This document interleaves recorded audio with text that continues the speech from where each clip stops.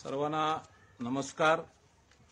आज संध्याकाळी अत्यंत चिंताग्रस्त वातावरणामध्ये हे फेसबुक लाईव्ह मी करत आहे।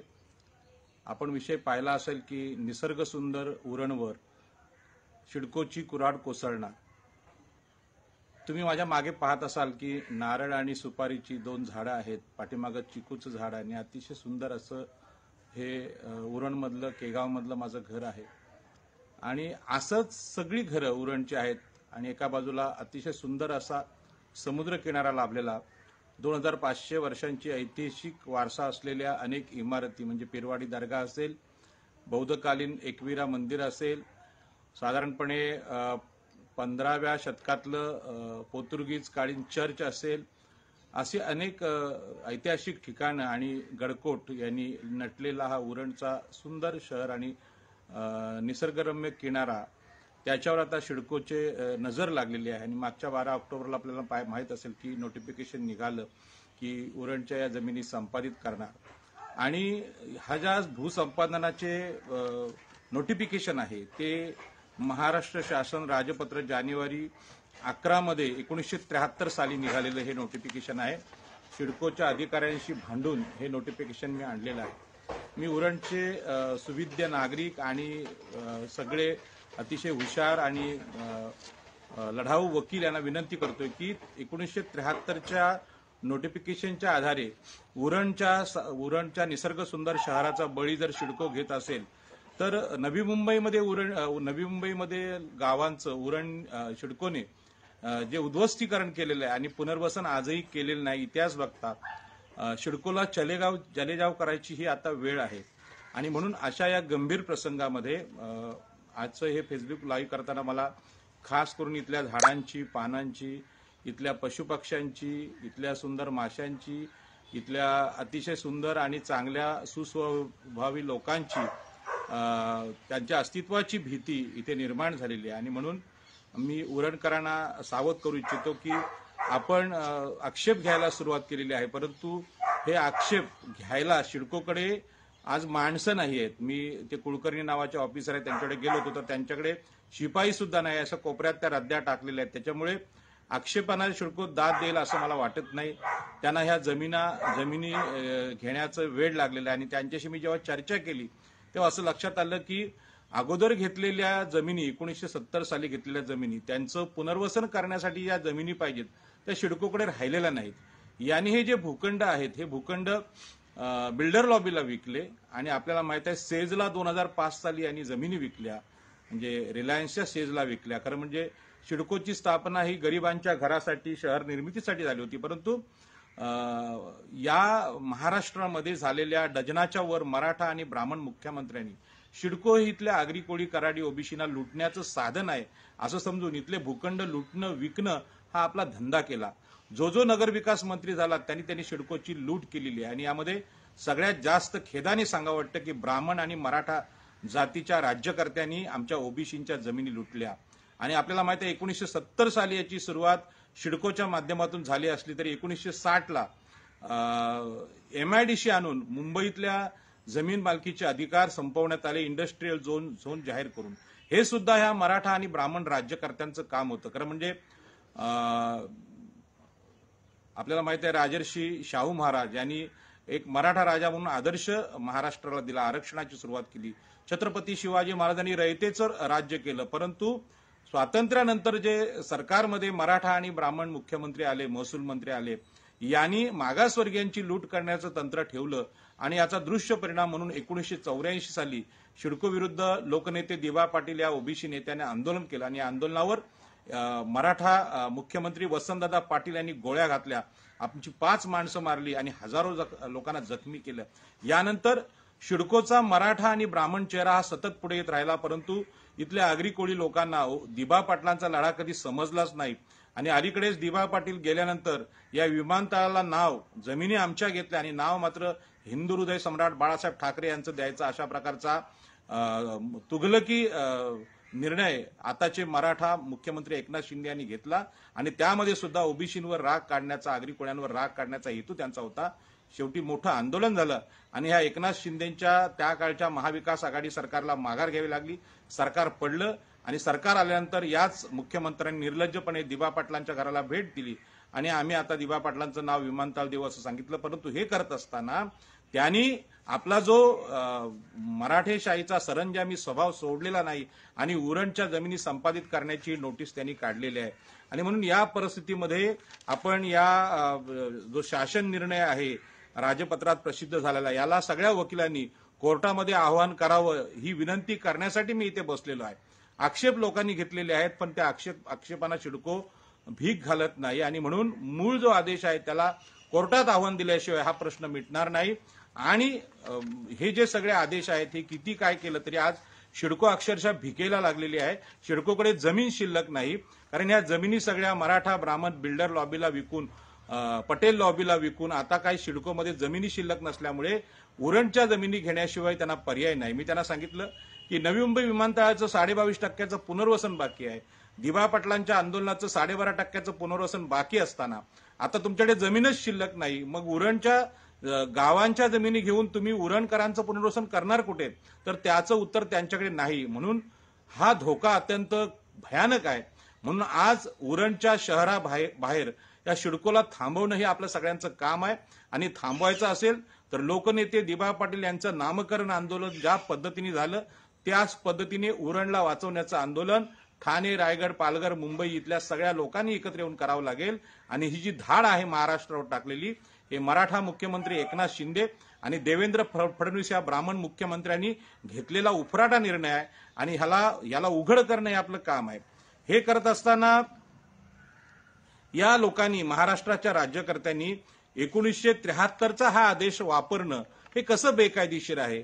तर 1973ला काढलेलं नोटिफिकेशन त्यावेळी अनेक लोकांचा माझा 72ला जन्म झाला पण बाकीच्या लोकांचा जन्म सुद्धा नसेल त्यावेळचं नोटिफिकेशन. आज उरण शहराची वाढ एवढी झालेली आहे की सिडको संपादित ह्या सगळ्या सर्वे नंबर्सवर आज लोकांची घरं आहेत आणि ही घरं असताना यातले 7/12 सिडको आपल्या नावे करत आहेत आणि इथल्या घर मालकांना हा विषय कसा मांडावा किंवा सरकारला कसा सांगावा हे कळत नाही. कारण 7/12वर घरांच्या नोंदी नाहीत आणि आम्ही बालईमधून ही लढाई सुरू केलेली आहे आणि ही घर हक्कांची लढाई केवळ उरणमध्ये नाही तर मुंबईतली 200 गावठाणं शोधून तिथल्या घर हक्कांची लढाई कोळीवाडा गावठाण जमीन मालकी हक्क चळवळीने आम्ही सुरू केली. आणि त्यामध्ये कोणतं अस्त्र वापरावं कारण का मुंबईमध्ये ग्रामपंचायतच नव्हती आणि ग्रामपंचायत नसताना कुठला कायदा आपले गाव वाचवायला वापरावा असा ज्यावेळेला 2017ला प्रश्न आला त्यावेळी आशिष शेलार या भाजपच्या आमदाराला मी सांगितलं होतं की आम्हाला महाराष्ट्रातला गावठाण हक्क किंवा गावठाण विस्तार किंवा ग्रामपंचायत अधिनियम 1967 या कायद्याने आमचं मूळ गावठाण आणि विस्तारित गावठाण मिळावं अशा प्रकारचा प्रश्न तिथे मांडला आणि तो प्रश्न आपल्याला माहित आहे की महाराष्ट्राच्या विधानसभेत गेला. त्यावेळचे मुख्यमंत्री एकनाथ शिंदे आणि महसूल मंत्री चंद्रकांतदादा पाटील यांनी तो क्रांतिकारी निर्णय घेतला. 70 वर्षात काँग्रेस राष्ट्रवादीच्या सरकारला जे जमलं नव्हतं ते भाजप सरकारने मुंबईत केलं आणि सीमांकन करण्याचा निर्णय झाला. हा निर्णय घेत असताना गावागावामध्ये कोळीवाड्यामध्ये मी सभा घेतल्या आणि लोकांना सांगितलं की हे सीमांकन आम्ही केलं पाहिजे. सरकारच्या सर्वेवर अवलंबून राहू नका. आपण आपली कोळीवाडे मोजले पाहिजे, त्यांचे नकाशे बनवले पाहिजे, लोकवर्गणी काढली पाहिजे आणि हे सीमांकन प्रस्ताव सादर करणं कलेक्टरकडे आपलं काम आहे आणि कलेक्टर करत नसतील आणि सरकार करत नसेल तर न्यायालयात जावं लागेल. परंतु तिथे भाजपच्या त्यावेळीच्या सरकारने म्हणजे भाजप शिवसेना सरकारने त्यावेळी कोळीवाड्यांच्या सीमांकनाचा निर्णय घेतला. ज्या कोळीवाड्यांचे सर्वे स्वतः त्या गाव कमिट्यांनी केले होते असे 12 कोळीवाडे झाले. परंतु बाकीच्या कोळीवाड्यामध्ये तिथे काम करत असलेल्या उज्ज्वलाताई पाटील वगैरे ह्या महिलांचा जो ग्रुप आहे आणि त्यांच्या पाठीमागे असलेली बिल्डर लॉबी आर्किटेक्ट लॉबी यांनी या गावठाण सीमांकनाला गाव कमिटीला विरोध केला. कारण मी त्यांना सांगितलं होतं की लोकवर्गणीशिवाय शक्य नाही आणि मग आम्हाला गावठाण मोजण्याची गरज काय, आम्हाला गावठाण करायची गरज काय असे प्रश्न विचारून ह्या आपल्याच जातीच्या लोकांनी गाव कमिट्या होऊ दिल्या नाहीत आणि मुंबईचं गावठाणाचं प्रत्येक गावाचं सीमांकन होऊ शकलं नाही. यामध्ये सरकारचा जसा दोष आहे तसा आमचा सुद्धा दोष आहे. यामध्ये प्रल्हाद वर्डीकर आणि गिरीश साळगावकर हे 2 कार्यकर्ते आपले कोळी समाजाचे हे सुद्धा आपल्या विरोधात आले आणि भोळ्या कोळी बांधवांमध्ये त्यांनी संभ्रम निर्माण केला. हा प्रश्न नवी मुंबईत आला त्यावेळी नवी मुंबईमध्ये सुद्धा गावठाणाचं आंदोलन झालं होतं. आगरी कोळी फाउंडेशनने हे आंदोलन अतिशय चांगल्या पद्धतीने केलं होतं. सर्व पक्षातले लोक मी सुद्धा त्या आंदोलनात सहभागी होतो. परंतु ज्यावेळी आपल्याला मंत्रालयातून निर्णय आला की ठाणे जिल्ह्यातले जिल्हाधिकारी आणि रायगड जिल्ह्यातले जिल्हाधिकारी यांनी एकत्र येऊन ह्या गावठाणांचं सीमांकन करायचं आहे असा स्पष्ट आदेश असताना निलेश पाटील यांना हे आदेश समजले नाही. गावठाण आम्ही मोजायचे कशाला, गाव कमिटी आम्ही करायच्या कशाला आणि आम्ही खर्च कशाला करायचा असे मूर्ख प्रश्न विचारून त्यांनी ह्या अत्यंत चांगल्या प्रश्नाची वाट लावली आणि आज मुंबईतली विस्तारित गावठाणं ही भाडे कराराने घ्या असं मागच्या काळातले नगरविकास मंत्री एकनाथ शिंदे आणि आताचे मुख्यमंत्री एकनाथ शिंदे बोलत आहेत. इथे सुद्धा मराठा लॉबी जे आहे ते मराठा लॉबी आमच्या मूळ गावठाण हे 10% आहेत आणि 90% विस्तारित गावठाणाचा जमीन मालकी अधिकार देत नाहीत. आणि म्हणून हा जो विषय आहे हा विषय भारतातल्या विषमतेचा विषय आहे. मनुस्मृतीने सांगितलं होतं की शूद्रांना अतिशूद्रांना जमीन मालकी संपत्तीचे अधिकार नाहीत, त्याचीच पुनरावृत्ती या देशातले मराठा आणि ब्राह्मण राज्यकर्ते करत आहेत आणि हा धोका नवी मुंबईत आहे. इथल्या सगळ्या स्वयंसेवी संस्थांना मी सांगतोय, गावठाण हक्क चळवळ आपल्या जमिनी गेल्यानंतर आपल्या उरलेल्या घरांच्या मालकी हक्कांची आपल्या संरक्षणाची चळवळ आहे. त्यामध्ये किमान आपल्या लोकांनी वाद घालू नये. 95 गाव समितीचे अॅडव्होकेट सुरेश ठाकूर सारखे ज्येष्ठ वकील त्यांना सुद्धा ही गावठाण हक्क चळवळ समजली नाही. 95 गावातलं एका गावाचं सीमांकन त्यांना गाव कमिटी करता येत नाही. म्हणून अशा प्रकारच्या सामाजिक संघटनेचा मी आज जाहीर निषेध करतो. आणि आज उरणवर ही वेळ लिहिली आहे की सगळे सातबारे संपादित करण्याचा सिडको निर्णय घेते. मी सिडकोला विचारलं, अहो जे तुम्ही सर्वे नंबर या संपादनामध्ये घेतलेले आहेत, भूसंपादनामध्ये घेतलेले आहेत, ते भूसंपादन एमआरटीपी कायद्याने करताय. आता 2013चा कायदा आहे आणि 2013च्या कायद्याने जर भूसंपादन झालं तर 4 पट भाव आपल्या जमिनीला येऊ शकतो आणि तो होतोय 2 कोटी ते 4 कोटी रुपये गुंठ्याला आणि घरांचं 4 पट मोबदला 2013च्या कायद्याने द्यावा लागेल. पण हा 2013चा कायदा या कायद्याने भूसंपादन होत नाही तर एमआरटीपी कायद्याने होतं. आणि असं असताना आपल्या इथले आमदार, आपल्या इथले मंत्री, आपल्या इथले खासदार यावर कोणीही प्रश्न विचारत नाही. आणि आज ओबीसींचे हजारो वर्षांची गावठाणं ही अनधिकृत आहेत, ती भाडे कराराने घ्या असं मूर्खपणाचं काम महाराष्ट्राचं सरकार करत आहे. या मुख्यमंत्र्यांचा, या उपमुख्यमंत्र्यांचा, या महसूल मंत्र्यांचा मी जाहीर निषेध करतो. मुख्यमंत्री एकनाथ शिंदे, उपमुख्यमंत्री देवेंद्र फडणवीस आणि महसूल मंत्री राधाकृष्ण विखे पाटील यांचा मी निषेध करतो. आणि तुम्ही हे जे ओबीसींचे छळाचे मुद्दे उपस्थित करताय याची किंमत तुम्हाला मोजायला लागेल. मला विश्वास आहे की 2024च्या निवडणुकीत तुमचं सरकार पाडल्याशिवाय आम्ही राहणार नाही. कारण तुम्ही आमच्या जमिनीचे मूलभूत अधिकारात आमच्या गावठाणांचे अधिकार देत नसाल तर तुम्ही राज्यकर्ते कसले? अहो इथे मोगल आले, पोर्तुगीज आले, इंग्रज आले, यांनी कधी विरोध केला नाही आणि तुम्ही आमच्या गावठाणांना विरोध करताय. आणि म्हणून उरणमधली परिस्थिती फार भयानक आहे.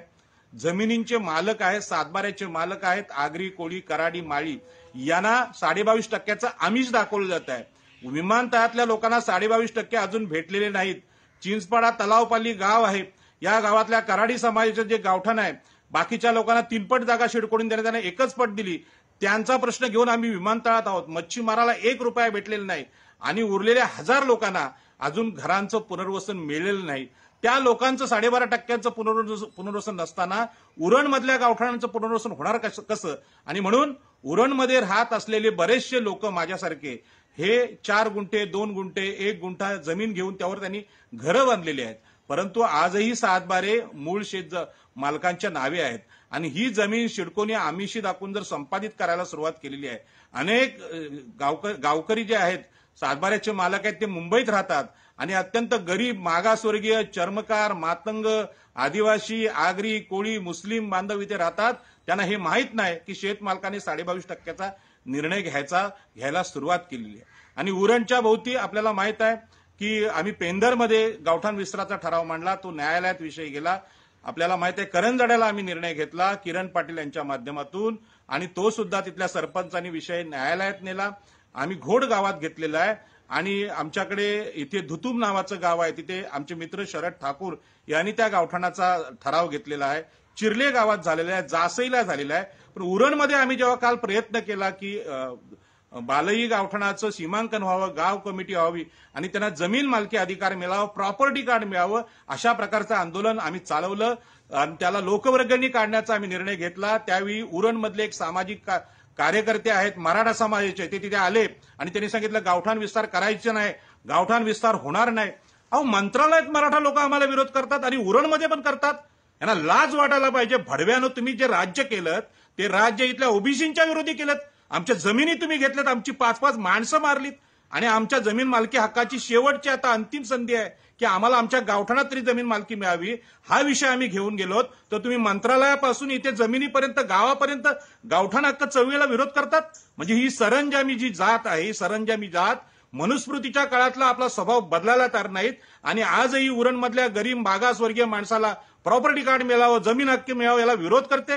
आणि म्हणून लोक हो सावध व्हा. इथले आमदार, इथले खासदार, इथले राज्यकर्ते सिडकोचा धोका कोणाला सांगत नाहीत, परंतु धोका स्पष्ट आहे. आपल्या जमिनीखालचा 7-12 सिडकोने आपल्या नावावर परस्पर केला असेल तर आपली घरं अनधिकृत बांधकाम म्हणून कधीही पडू शकतात.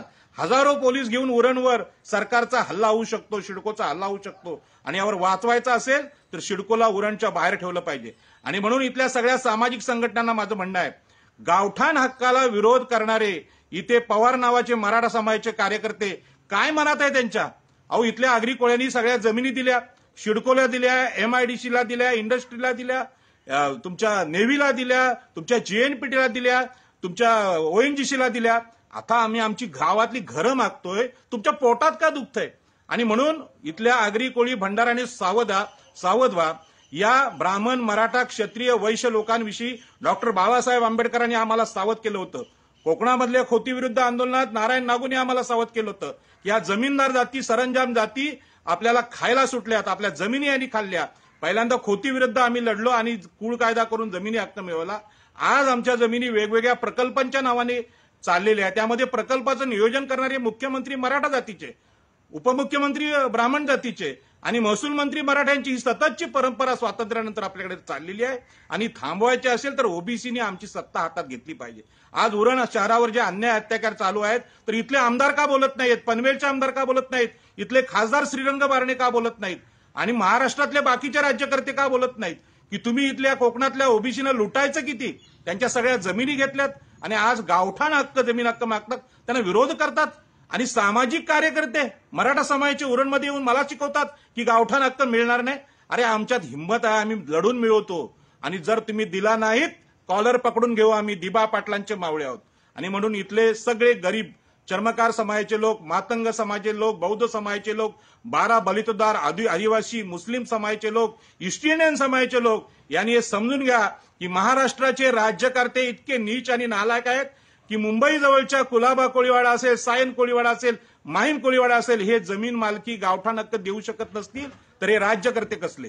आणि म्हणून माझं सांगणं आहे की उरणवर आज जी कुऱ्हाड कोसळते, उरण हे अत्यंत निसर्ग सुंदर शहर आहे. अशा प्रकारचं शहरच नाही, गोव्यासारखं सुंदर शहर आहे, समुद्र किनाऱ्याला उत्तम आहे आणि ही जमीन सिडकोला दिल्यानंतर इथे होणार काय? आणि म्हणून माझी मागणी आहे की उरणमधल्या प्रत्येक गावाने आपली गाव कमिटी करावी, जमीन हक्क मागावा. यासाठी जी मदत लागेल ती आम्ही द्यायला तयार आहोत. काल आमच्या या इथल्या समोरच्या अगदी राघोबा मंदिर जो उरणचा सुरुवातीचा प्रवेशाचा भाग आहे, बालई गाव आहे, त्या गावामध्ये आम्ही आमच्या गावकऱ्यांनी लोकवर्गणी काढली, गाव मोजायची तयारी केली आणि इथले मराठा समाजाचे कार्यकर्ते स्वतःला NGO समजतात, पालिकेमध्ये नोकऱ्या करतात सरकारी आणि गावठाण मिळणार नाही भाषा करतात दादागिरीची. आणि म्हणून सांगतो, अशा लोकांना आपण गावाबाहेर काढणंही गरजेचं आहे. या अशा लोकांपासून या शहराला धोका आहे. म्हणून आगरी, कोळी, कराडी, भंडारी, माळी समाजानं सावध व्हा. आमच्या जमीन हक्कासाठी दिबा पाटलांसारखं लढायला मैदानात उतरा. हे आव्हान करण्यासाठी हे छोटंसं मी भाष्य इथे करतोय. प्रत्येक गावामध्ये जमीन मालकी हक्क मिळण्यासाठी, प्रॉपर्टी कार्ड मिळण्यासाठी आपले प्रस्ताव जिल्हाधिकाऱ्यांनी दिले पाहिजेत. आपण न्यायालयात गेलं पाहिजे. मंत्रालयातले मराठा राज्यकर्ते, ब्राह्मण राज्यकर्ते हेच सांगतात, तेव्हा उरणमधले मराठे येऊन इथे आम्हाला गावात सांगतात की तुम्हाला गावठाण मिळणार नाही. तुमच्या बापाची जमीन आहे का? तुमच्या बापाचं राज्य आहे का हे? की इथल्या गरिबांना तुम्ही फसवताय? अरे, हे असे आदेश काढतात 1973चे आदेश घेऊन, हे कालबाह्य झालेले आदेश घेऊन येतात. आणि म्हणून आज दिबा पाटील असते तर यांची ही हिंमत झाली नसती. पण दिबा पाटलानंतर ही जबाबदारी आमची आहे. म्हणून उरणमधल्या गरीब लोकांना माझं सांगणं आहे की आपल्या जमीन हक्कासाठी लढण्यासाठी मैदानात या आणि अशा चोरांना आपण पिटाळून लावू की इथे तुमचं चालणार नाही. छत्रपती शिवाजी महाराजांचे आरमाराचे आम्ही आगरी, कोळी, कराडी, भंडारी मावळे आहोत. मग मुंबईची गावठाण असतील, ठाण्यातले असतील, पारगणमधले असतील, उरणचे असतील, ही आमची गावठाणं टिकवण्यासाठी वाटेल तो संघर्ष आणि वाटेल तो त्याग आम्ही करायला तयार आहोत. आणि अशा सगळ्या जे कोणी गावठाण हक्काला विरोध करतात ते आमचे असतील, आगरी, कोळी, भंडारी असतील किंवा मराठा आणि ब्राह्मण असतील, त्यांचा आम्ही निषेध करतो. या देशामध्ये गरिबांचं, मागासवर्गीयांचं गावठाण आणि घरं हे मूलभूत अधिकार आहेत, पाण्याचा त्यांचा मूलभूत अधिकार आहे, शिक्षण त्यांचा मूलभूत अधिकार आहे. तो जर सरकार देत नसेल तर अशा सरकारला खाली खेचण्यासाठी तयार आहे. जय हिंद, जय महाराष्ट्र.